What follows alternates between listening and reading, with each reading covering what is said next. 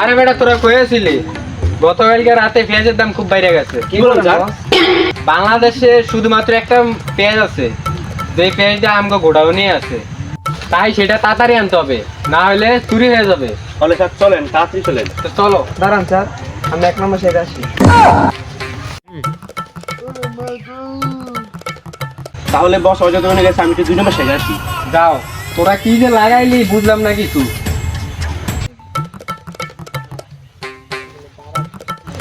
ওই আরিফ একা গেছে, এখন আইয়ে না, একটু ঘরে গেবে, আমার ভাবির দ্বারা যাওয়া লাগবে। এখন হলে যে কই যা মারে এদিক দিয়া তোরে ফেস চুরি করে লিয়ে দেবে। কই রে আহ, বস হসিয়ে চলেন। চল এ আয়।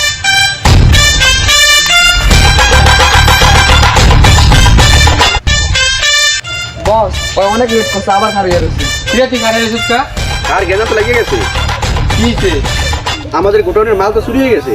আয় কি কস? দেন দেন।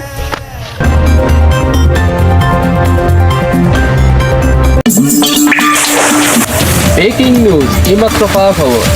বাংলাদেশে একটি মাত্র পেজ আছে, তাও আবার পেজটি আছে ফায়ার FMS গোটাউনে। তাও আবার এইমাত্র চুরি হয়ে গেছে, যার মূল্য ছিল 30 কোটি টাকা।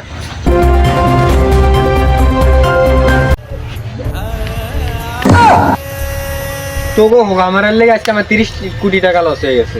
স্যার আমি তো কিছু করি না, তাহলে কষ্ট তো কয়। আর আমি তো 1 নম্বর করতে গেছি, ওই দিকে 2 নম্বর করতে গেছি। তো গেঞ্জাম বন্ধ কর, চল খোঁজ দইব।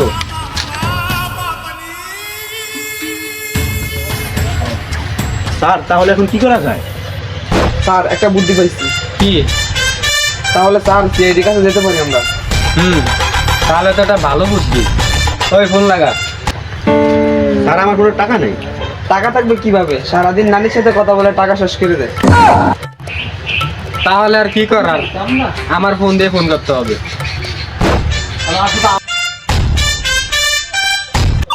उठाइए ना, उठाइए।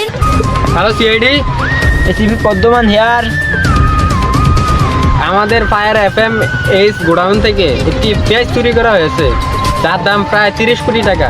তাড়াতাড়ি আমাদের গোডাউনে আসেন।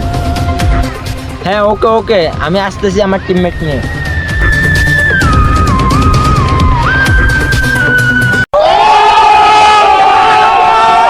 গাইস, এই চ্যানেলে মজার মজার ফানি ভিডিও দেওয়া হবে।